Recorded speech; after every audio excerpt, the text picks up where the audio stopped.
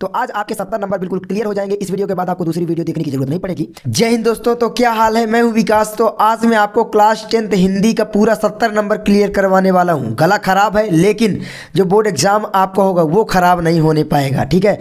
तो चलो देखते हैं इनको। तो मैं ऐसी वीडियो जब बनाता हूं तो मैं बहुत सारे मॉडल पेपर पर रिसर्च करता हूं। आप देख सकते हो मेरे पास इतने सारे मॉडल पेपर हैं और ये भी मॉडल पेपर आप देख सकते हो, ठीक है।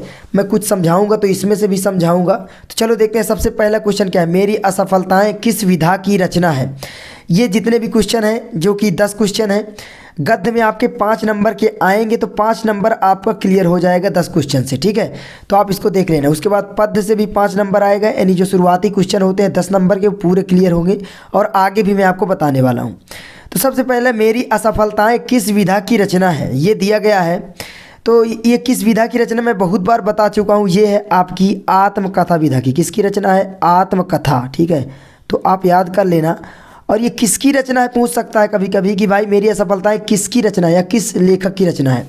तो ये है बाबू गुलाब राय। किसकी है, बाबू गुलाब राय। तो याद रखना, ठीक है, काफ़ी इम्पोर्टेंट है। चलो मैं आगे बढ़ता हूँ। आगे आपका आता है कि आवारा मसीहा के लेखक का नाम लिखिए। तो आवारा मसीहा के जो लेखक हैं मैं आपको बता देता हूँ, वो हैं अरे यार सॉरी। तो अगला क्वेश्चन जो आता है वो है कि आवारा मसीहा के लेखक का नाम लिखिए। तो आवारा मसीहा के जो लेखक हैं मैं आपको बता देता हूँ, वो है विष्णु प्रभाकर। और ये काफ़ी इम्पोर्टेंट है, ठीक है। तो विष्णु प्रभाकर काफ़ी इंपॉर्टेंट है। इनमें कन्फ्यूज़न भी होती हैं तो कंफ्यूज मत होना। और ये किस विधा की रचना है बता देता हूँ, ये है आपकी जीवनी विधा। एक साथ में 2 क्वेश्चन क्लियर करवा रहा हूँ, ठीक है। और अब की जितने भी ये वाले क्वेश्चन आएंगे आपके, जो ये शुरुआती वाले आते हैं 5 नंबर के, 1 2 3 4 और इधर 1 नंबर का आता है, ये 5 नंबर के, ये जितने भी क्वेश्चन आपकी बार बहुविकल्पी होंगे इसको छोड़कर। तो ये इस तरीके के क्वेश्चन नहीं पूछेंगे। चांसेस ज़्यादा हैं कि जो रचना है उसके लेखक का नाम पूछ सकते हैं या उसकी विधा पूछ सकते हैं। इसीलिए मैंने उस तरीके के क्वेश्चन को ज़्यादा शामिल किया है, ठीक है। तो आप देख सकते हो। आगे, अतीत के चलचित्र के लेखक का नाम लिखिए। तो अतीत के चलचित्र के लेखक का नाम यहाँ पर पूछा है, लेखिका नहीं। आपको कन्फ्यूज़न हो सकती है, लेकिन जो है अतीत के चलचित्र वो है महादेवी वर्मा जी, ठीक है। कौन है, महादेवी वर्मा। और ये किस विधा की रचना है ये बता देता हूँ मैं, ये है संस्मरण एवं रेखा चित्र। क्या है, रेखा चित्र। तो महादेवी वर्मा निबंधकार भी थी, काव्यकार भी थी, रेखा चित्र भी लिखती थी, संस्मरण भी करती थी। इनका एक प्रसिद्ध निबंध छड़ता है, ठीक है। तो ये है, तो इसको आप तैयार कर लेना। चलो मैं आगे बढ़ता हूँ। कलम का सिपाही किस गद्य विधा पर आधारित रचना है, ये भी काफ़ी इंपॉर्टेंट क्वेश्चन है, बोर्ड एग्जाम में हर साल आता है। तो कलम का सिपाही जो है वो किस विधा की रचना, ये भी पूछ सकता है, या इसके लेखक कौन है। तो मैं दोनों बता देता हूँ। कलम का सिपाही है जीवनी विधा की रचना, ठीक है। कौन है, जीवनी। गला खराब है तो सॉरी। और आपका जो ये है कौन लिखे हैं इसको, तो अमृत राय जी ने। कौन, अमृत राय, ठीक है। तो याद कर लेना, इनको लिख लो एक कॉपी में, ठीक है। मैं अभी से आपको डांट कर बोल रहा हूँ या कुछ मान सकते हो आप मुझे आप अपना भैया समझो और याद करो जाकर, ठीक है। सीधा इनको लिख लो और याद करो। आगे बढ़ते हैं। आगे है आपका 5वां क्वेश्चन, चिंतामणि के लेखक एवं विधा है। यानी जो चिंतामणि है वो के लेखक कौन है एवं विधा है। देखिए बहुविकल्पी क्वेश्चन आएंगे तो इसीलिए 4 विकल्प दिया रहेगा। मान लो कोई भी जयशंकर प्रसाद, रामधारी सिंह दिनकर, राजेंद्र प्रसाद, आचार्य रामचंद्र शुक्ल दे दे तो आपको ध्यान रखना है। या विधा पूछे तो निबंध दे देगा, उपन्यास दे देगा, आत्मकथा दे देगा, ये सारी दे देगा। तो आपसे कोई पूछेगा एक तो आपको मालूम होना चाहिए। तो जो चिंतामणि के लेखक हैं वो आप जानते होंगे, ठीक है। वो हैं आचार्य रामचंद्र शुक्ल जी। आपके पहले चैप्टर मित्रता वाला जो लिखे हैं आचार्य रामचंद्र शुक्ल, ठीक है। और इनका जीवन परिचय भी याद कर लेना, काफ़ी इंपॉर्टेंट है। उसके बाद ये किस विधा की रचना है बता देता हूँ, सॉरी चलो इसी में निबंध, ठीक है, निबंध। तो इस विधा की रचना है तो इसको लिख लेना, ठीक है। इनमें से एक एकांकीकार रचनाकार है, यानी एकांकीकार है भी बोल सकता है या एकांकी रचनाकार हैं। तो एकांकी जो हैं वो कौन लिखे हैं, सबसे प्रसिद्ध है, कक्षा 9 से पढ़ते आ रहे हो, मैं आपको बता देता हूँ, वो है दीपदान। कौन है, दीपदान। दीपदान ये एकांकी है। किसकी एकांकी है पूछा है, ये है राम कुमार वर्मा जी की। किसकी है, राम कुमार वर्मा। याद कर लेना इन सभी को, ठीक है। फिर मत बोलना कि विकास भैया हमारे 70 नंबर नहीं आए। मैं इसे मिला किस विधा की रचना है। गला खराब होने पर भी मैं आपको आपकी तैयारी करवा रहा हूँ, तो आपका फर्ज है कि आप इसे याद करो, ठीक है। मैं इसे मिला किस विधा की रचना, जल्दी से बताओ। ये मैं आपसे क्वेश्चन रखता हूँ, आप कमेंट करना। देखिए ये क्वेश्चन ऐसा है जो कि आपको कहीं ज़्यादा नहीं मिलेगा, ना क्वेश्चन बैंक में ना बुक में, और ये एक ना एक क्वेश्चन ऐसा पूछता ही है बोर्ड एग्जाम में, ये आप ध्यान रखना। एक क्वेश्चन पूछेगा और 4 जितने भी क्वेश्चन रहेंगे वो सारे आपको आते रहेंगे। एक क्वेश्चन आपको शायद ना आता रहे, अगर आप ज़्यादा मेहनत करेंगे तभी आएगा। मैं सच बता रहा हूँ, क्योंकि मेरे साथ ऐसा हो चुका है, सभी के साथ ऐसा होता है। आगे देखिए, नीड़ का निर्माण फिर किस गद्य विधा पर आधारित रचना है। तो जो नीड़ का निर्माण फिर है वो किस गद्य विधा पर आधारित रचना है, तो वो है आपकी आत्मकथा। क्या है? आत्मकथा। और इसको लिखा किसने है, तो ये भी बता देता हूँ मैं, हरिवंश राय बच्चन जी ने। हरिवंश ना राय बच्चन, ठीक है, याद कर लेना, काफ़ी इंपॉर्टेंट है। क्या भूलूं क्या याद करूं के लेखक हैं, तो आपको बताना है क्या भूलूं क्या याद करूं के लेखक कौन है। विधा का आप बताना, लेखक यहाँ पर पूछा है, तो मैं क्या भूलूं क्या याद करूं, मैं आत्मकथा विधा है, ठीक है, आत्मकथा। और जो लेखक हैं उसको आपको कमेंट करना है, जल्दी से कमेंट करो, ठीक है। और इस वीडियो को मैं लाइक रखता हूँ कम से कम 500 लाइक तो करवा देना प्लीज़। और चैनल पर नए सब्सक्राइब कर देना, गला ख़राब होने पर भी मैं आपके लिए वीडियो बना रहा हूँ। अशोक के फूल के लेखक कौन हैं, तो अशोक के फूल के जो लेखक हैं वो है आचार्य हजारी प्रसाद द्विवेदी। कौन है? हजारी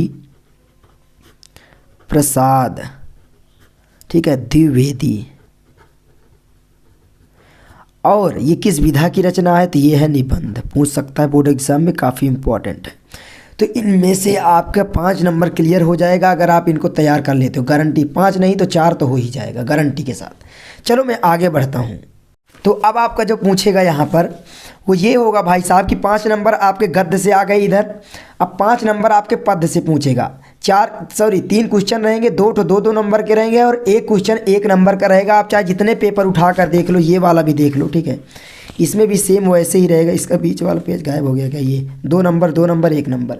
आप ये पेपर भी देख लो, मेरे पास बहुत सारे पेपर हैं, ठीक है। आप ये देखो 2 नंबर 1 नंबर और देख लो, ठीक है। आपको शायद विश्वास ना हो कि विकास भाई झूठ बोलते हैं, 2 2 1, तो मैं प्रूफ के साथ वीडियो बनाता हूँ। कोई ऐसे वैसे वीडियो नहीं बनाने लग जाता कि रोज़ मैं वही टॉपिक दोहराऊँ, वरना मेरी इसीलिए वीडियो लेट आती हैं, क्योंकि मैं बहुत सारी रिसर्च करता रहता हूँ, ठीक है। चलो आगे बढ़ता हूँ मैं। आगे है आपका ये क्वेश्चन आपका आ गया। अब रीतिकाल की किन्हीं 2 प्रवृत्तियों का उल्लेख कीजिए। और ये बोर्ड एग्जाम में पूछा गया है क्वेश्चन, ठीक है। इतने पेपर हैं, मैं इन्हीं में से तैयार किया हूँ, इसको सभी को लिखा हूँ, तो आप इनको तैयार जरूर कर लेना। तो रीतिकाल की 2 विशेषताओं का आपको उल्लेख करना है, या प्रवृत्तियाँ पूछे, विशेषता बात एक ही है। तो सबसे पहली विशेषता, अगर आप लिखते हो बोर्ड एग्जाम में तो सेम ऐसे लिखना, उत्तर डालना, प्रश्न क्रमांक डालना, उसके बाद लिखना रीतिकाल की प्रमुख 2 प्रवृत्तियां निम्नलिखित हैं, या 2 विशेषताएं निम्नलिखित हैं। पहला क्या है, दूसरा क्या है, इसी तरीके से। चलो मैं बता देता हूं अब, ठीक है।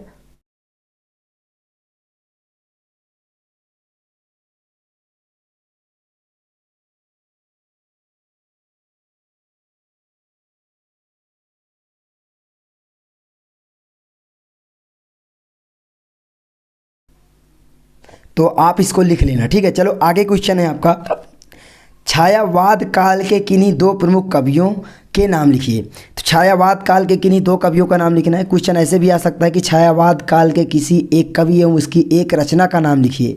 तो मैं साथ में आपको कवि का नाम बता दूंगा और रचना का भी, ठीक है। चलिए सबसे पहले आपके जो होते जाते हैं मैं आपको बता देता हूँ, लिख देता हूँ। तो यहाँ पर आप लिख सकते हो छायावाद काल के जो यहाँ पर लेखक हैं 2 ठो, वो हैं जय शंकर प्रसाद, पहले लिख सकते हो, काफ़ी सरल है, शंकर प्रसाद, ठीक है। मैं आपके पाठ्य पुस्तक से ही बताऊंगा। दूसरा आप लिख सकते हो महादेवी वर्मा, ठीक है, महादेवी वर्मा। इनकी कोई एक रचना याद कर लेना, आप इधर रचना लिख लेना ऐसे, ठीक है। तो आप लिख लेना, आप कमेंट करो, मैं देखता हूँ आपको याद है कि नहीं। तो आपका ये क्वेश्चन सॉल्व हो जाता है। छायावाद काल के किन्हीं 2 प्रमुख कवियों के नाम लिखिए, जयशंकर प्रसाद और महादेवी वर्मा। वैसे तो सूर्यकांत त्रिपाठी निराला भी हैं और सुमित्रा नंदन पंत जी भी हैं, लेकिन ये आपके पाठ्य पुस्तक में है इसलिए मैंने इनको लिखा है, बाकी आप याद कर सकते हो। आगे बढ़ते हैं, द्विवेदी युग की किन्हीं 2 विशेषताओं का उल्लेख कीजिए। तो आपको द्विवेदी युग की 2 विशेषताएं बताना है। सबसे पहली विशेषता क्या है और दूसरी क्या है मैं बता देता हूँ। तो ये दो विशेषताएं मैंने लिख दिया है। क्या क्या है? देशभक्ति, राष्ट्रीयता। आप लिख सकते हो कि देशभक्ति की भावना, राष्ट्रीयता की भावना, ऐसे भी लिख सकते हो, कोई दिक्कत नहीं है। ठीक है, मैंने शॉर्ट में आपको बता दिया। चलो आगे बढ़ते हैं। प्रयोगवादी काव्यधारा की किन्हीं दो विशेषताओं का उल्लेख कीजिए। मैं लिख देता हूँ जल्दी से, ठीक है, जल्दी से कमेंट करो, अब मैं आपको बताता हूँ। तो आपकी ये दो विशेषताएं हो जाती हैं, कुंठा एवं निराशा का स्वर, मुक्तक शैली का प्रयोग। ठीक है, अब इनको याद कर लेना और इनके दो इस युग की दो लेखक का नाम याद कर लेना और उसकी दो रचनाओं का नाम। दो मतलब कि अलग अलग से एक लेखक का आपने नाम याद किया तो एक लेखक उसकी एक रचना भी याद कर लीजिए।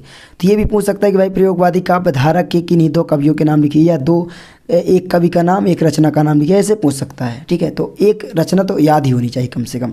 चलो आगे बढ़ते हैं। छायावाद युग की किन्हीं दो विशेषताओं को लिखिए। तो ये छायावाद युग की दो विशेषताओं को आपको बताना है। और छायावाद के मैंने आपको बताया लेखक कौन है, जयशंकर प्रसाद, सूर्यकांत त्रिपाठी, निराला, स्मितानंदन पंत, है ना, महादेवी वर्मा। तो इनमें क्या क्या विशेषताएं थी ये भी आपको बताना है, तो मैं आपको बता देता हूँ।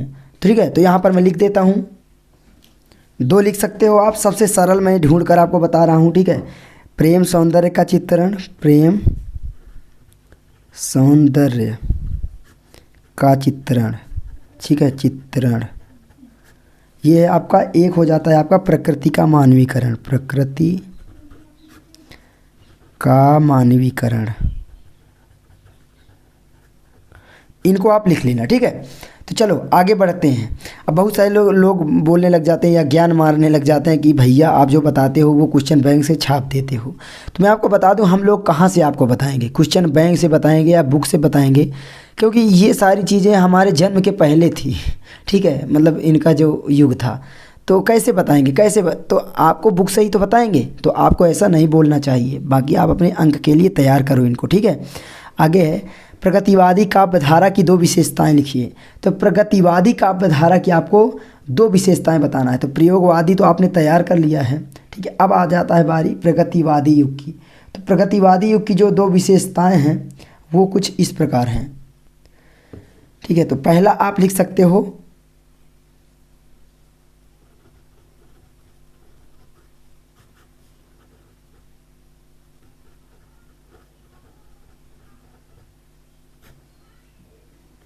तो ये दो विशेषताएं सरल थी तो मैंने आपको बता दिया। बाकी आप क्वेश्चन बैंक में ढूंढ लेना, जो सरल हों उनको याद कर लेना। ठीक है, अब आपका जो क्वेश्चन आएगा वो इस प्रकार से होगा कि भाई साहब तीसरा आएगा कि निम्नलिखित गद्यांशों में से किसी एक दो रहेंगी, इनमें से एक गद्यांश का संदर्भ सहित लिखना होगा और एक क्वेश्चन का आंसर देना होगा। तो संदर्भ लिखना होगा, व्याख्या करनी होगी और एक क्वेश्चन का आंसर देना होगा। ये देख सकते हो, संदर्भ लिखना है, रेखांकित अंश की व्याख्या करना है, जो रेखा खींची है उसकी व्याख्या करना है। व्याख्या काफ़ी सरल होती है तो आपको याद हमेशा नहीं करते रह जाना है, इसी से रिलेटेड आपको थोड़ा बहुत बदल कर लिख देना है, पूरे अंक मिल जाते हैं। और रेखांकित अंश की व्याख्या के बाद एक क्वेश्चन आपसे पूछेगा, इसी में रहेगा तो ढूंढ तो सकते हो। आप 10th में पहुँच गए हो, इतना तो कर सकते हो। और मेरी आवाज़ बहुत परिवर्तित लग रही होगी तो सॉरी उसके लिए, क्या करूं भाई साहब, हो गया है ऐसा भी। अब पता नहीं कब तक ठीक होती है, देखते हैं।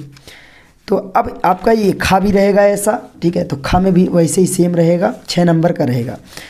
अब इसी तरीके से चौथा क्वेश्चन आता है। चौथा क्वेश्चन आपका निम्नलिखित पद्यांशों में से किसी एक पद्यांश की संदर्भ सहित आपको व्याख्या करनी है। ठीक है, तो इसमें आपको क्या होगा कि भाई साहब 6 नंबर का रहेगा, लेकिन 1 नंबर संदर्भ का मिलेगा, 4 नंबर व्याख्या का मिलेगा और 1 नंबर काव्य सौंदर्य का मिलेगा। काव्य सौंदर्य का मतलब है कि इसमें कौन सा रस है, कौन सा छंद है, कौन सा अलंकार है। अगर उसको कोई एक बता देते तो 1 नंबर उसका मिल जाएगा।